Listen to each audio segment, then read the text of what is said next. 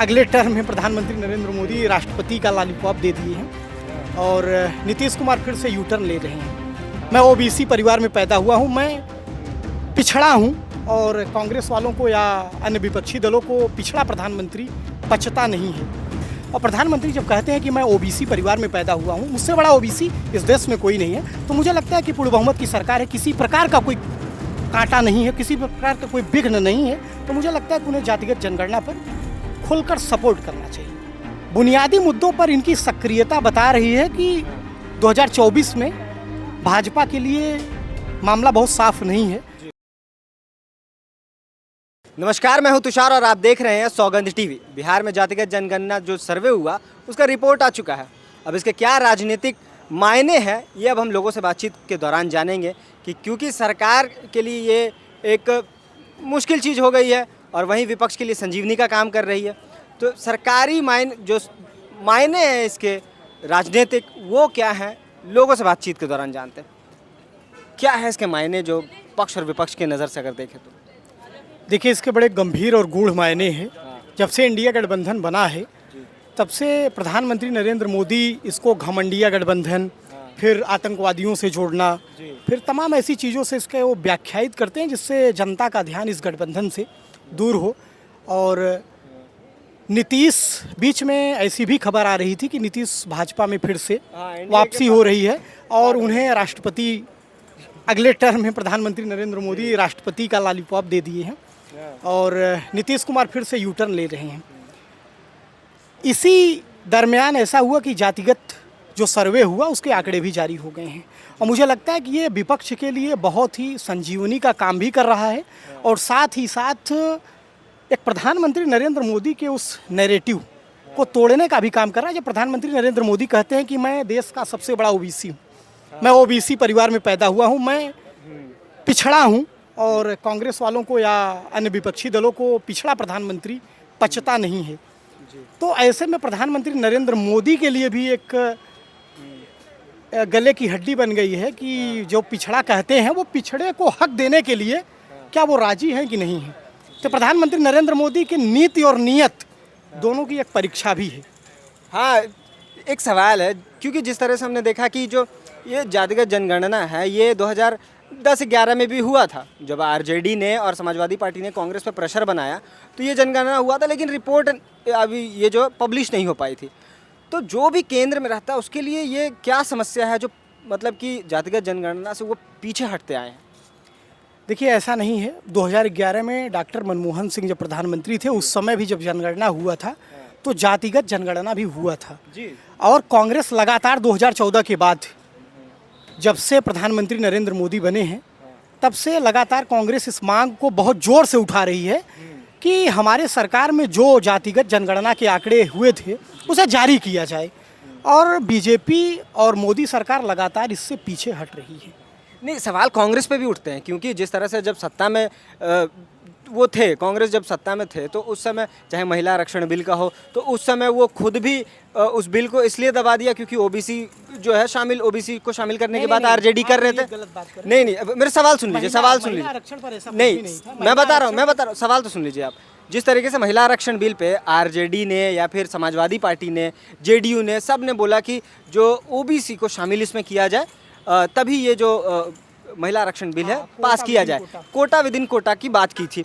लेकिन उसके बाद ये राज्यसभा से पास कराने के बाद लोकसभा में ये बिल पास नहीं हुआ, तो कहीं ना कहीं जब ओबीसी की बात आती थी तो कांग्रेस भी पीछे हटती थी और अभी जो भारतीय जनता पार्टी है वो भी पीछे हटती है, क्योंकि ये भी ओबीसी जो कोटा विद इन कोटा की बात है ये उसे भ्रामक बताती है। देखिए, बात तब की है, ये 2009 के पहले की है जब कांग्रेस को पूर्ण बहुमत नहीं मिला था। 2009 के बाद तो छोड़ दीजिए, 2009 के पहले का मामला है। और कांग्रेस पर्सनली, अगर कांग्रेस पार्टी की बात किया जाए तो ये पीछे न तो महिला आरक्षण पर हटे थे, न तो जातिगत सर्वे के आंकड़े जारी करने के मामले में पीछे हटे थे। अब संगठक दलों की बात की जाए तो जब भारत और अमेरिका का परमाणु समझौता हुआ था तब भी वाम दलों ने समर्थन खींच लिया था, फिर समाजवादी पार्टी और अन्य दलों ने समर्थन किया था। तो जब भी सरकार पूर्ण बहुमत की नहीं होती, जब भी साझे की सरकार होती तो तमाम ऐसी समस्याएं आती थी। लेकिन आज नरेंद्र मोदी के पूर्ण बहुमत की सरकार है और प्रधानमंत्री जब कहते हैं कि मैं ओबीसी परिवार में पैदा हुआ हूँ, मुझसे बड़ा ओबीसी इस देश में कोई नहीं है, तो मुझे लगता है कि पूर्ण बहुमत की सरकार है, किसी प्रकार का कोई कांटा नहीं है, किसी प्रकार का कोई विघ्न नहीं है, तो मुझे लगता है कि उन्हें जातिगत जनगणना पर खुलकर सपोर्ट करना चाहिए। लेकिन कई लोगों का, एक्सपर्ट्स से लेकर कई लोगों का ये भी मानना है कि अगर जो मंडल कमीशन जब लागू हुआ तो उस समय भी देखा गया कि किस तरीके से जो पूरे देश में हिंसक जो घटनाएं और जो प्रदर्शन हुए थे, तो इस बात का डर कोई भी सरकार नहीं चाहेगी कि उनके कार्यकाल में कोई इस तरीके का हिंसक घटना हो। तो इसलिए भी कई लोगों का मानना है कि ये जो जातिगत जनगणना अगर ये होता है तो लोगों की फिर मांग उठेगी कि उनकी जो आरक्षण उसको बढ़ाया जाए, क्योंकि जिसकी जितनी जनसंख्या भारी उतनी हिस्सेदारी की ये जो मांग उठेगी, तो उस समय कहीं ना कहीं हिंसक घटनाएं होंगी। तो सरकार का ये भी एक कहना है कि वो इसलिए भी इस चीज़ को समर्थन नहीं करती है। नहीं, देखिए, तर्क बिल्कुल गलत है और मुझे लगता है कि एक सरकार के तौर पर ये तर्क बिल्कुल गैर वाजिब है, नाजायज़ तर्क है। सरकार होती इसीलिए है कि अपने नागरिकों की सुरक्षा और उन्हें सामाजिक न्याय के लिए।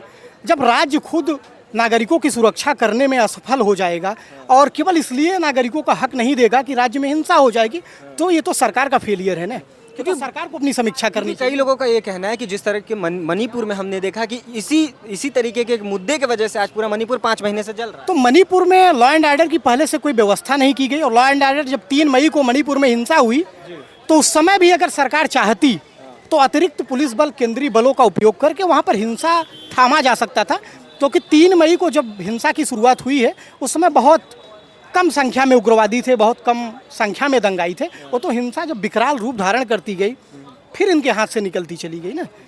बाकी सरकार के पास इतना सुरक्षा के तंत्र मजबूत हैं और हमारे देश में तमाम कई चरण में सुरक्षा है, तो मुझे नहीं लगता कि अगर सरकार की मंशा और नीयत साफ है तो ये कोई बहाना नहीं हो सकता। इंडिया अलायंस की बात करते हैं कि जिस तरह से जो विपक्ष है इस समय एकजुट होकर हम देख रहे हैं कि किस तरीके से मुद्दे को उठा रहा है, चाहे वो जातिगत जनगणना की बात हो, अडानी की बात हो, जो कांग्रेस पार्टी है और जो पूरा विपक्ष है इस समय काफ़ी एकजुट नज़र आ रहा है। तो आपको लगता है कि ये कहीं ना कहीं ये जो 77 के दौरान जो इंदिरा गांधी के अगेंस्ट में जो एक अलायंस बना था ये रिपीट हो सकता है, कुछ वैसा ही है?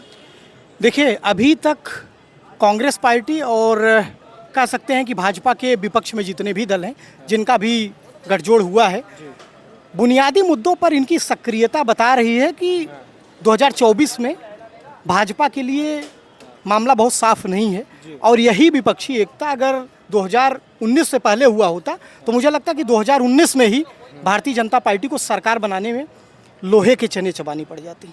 अभी इंडिया गठबंधन की स्थिति बहुत मजबूत है, क्योंकि इंडिया गठबंधन अक्सर बेरोजगारी, भुखमरी, महिला सुरक्षा, जातिगत जनगणना ऐसे सभी मुद्दे को बहुत तेज़ी से और बहुत प्रभावी ढंग से उठा रहा है, जो जिस मुद्दे के कारण आज देश में लोगों की हालत वास्तव में खस्ता है। महंगाई से लेकर बेरोजगारी तक तमाम ऐसे बुनियादी मुद्दे हैं जिन पर ये सरकार बात नहीं करती है, जिन पर प्रधानमंत्री तक कन्नी काट जाती हैं। उस पर इंडिया गठबंधन जिस तरीके से काम कर रही है, अगर यही एकता बनी रही तो निश्चित तौर पर 2024 में भारतीय जनता पार्टी के लिए बहुत नुकसान होने वाला है। एक और सवाल है कि जिस तरीके से हमने देखा कि जो प्रधानमंत्री मोदी की अगर बात करें तो जो पावर के सेंटर में होता है वो एक ही इंसान होता है। हाँ। और कहीं ना कहीं हमने देखा कि जो इंडिया अलायंस के पहले जो एनडीए था काफ़ी नज़र नहीं आता था, सिर्फ प्रधानमंत्री मोदी इकलौते चेहरे थे जो हर तरफ नज़र आते थे। लेकिन जिस तरीके से जो मीटिंग शुरू हुई इंडिया अलायंस की, उसके बाद से एनडीए जो है, एनडीए ने भी अपने आप को विस्तार करना शुरू कर दिया और कई पार्टियां मिलने लग गई और कहा जाने लगा कि अब 38 पार्टियां हैं, 40 पार्टियां हैं, इस तरह का नंबर भी आने लग गया।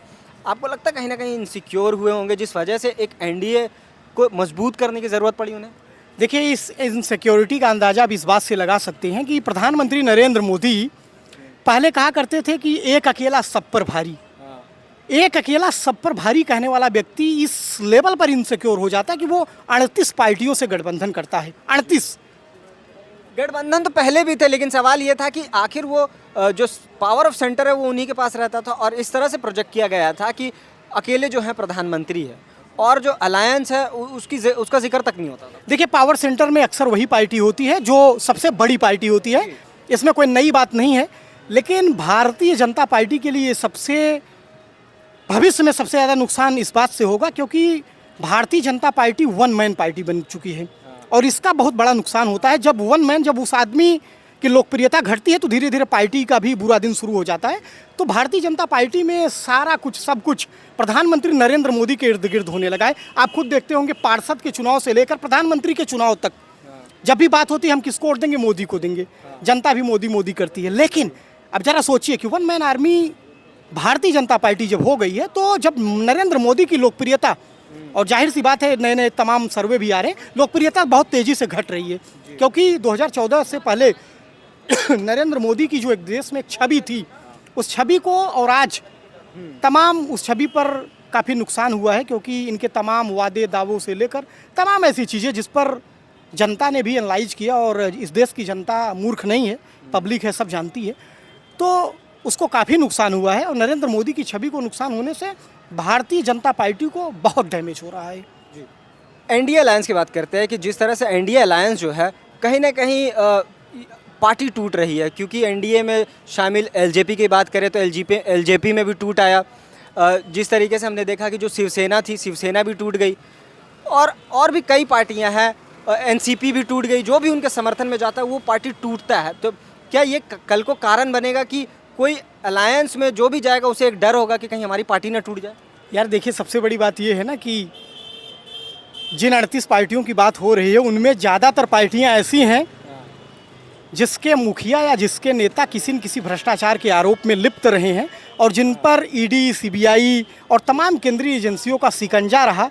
तो एक सरल स्थली के तौर पर भारतीय जनता पार्टी उनका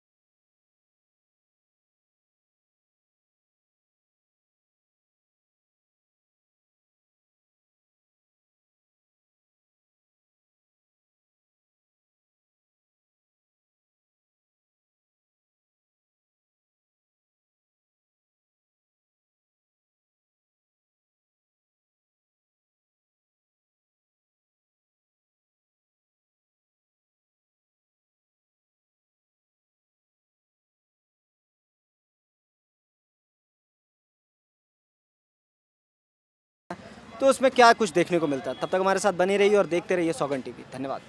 आप देख रहे हैं सौगंध टीवी, सौगंध वतन की।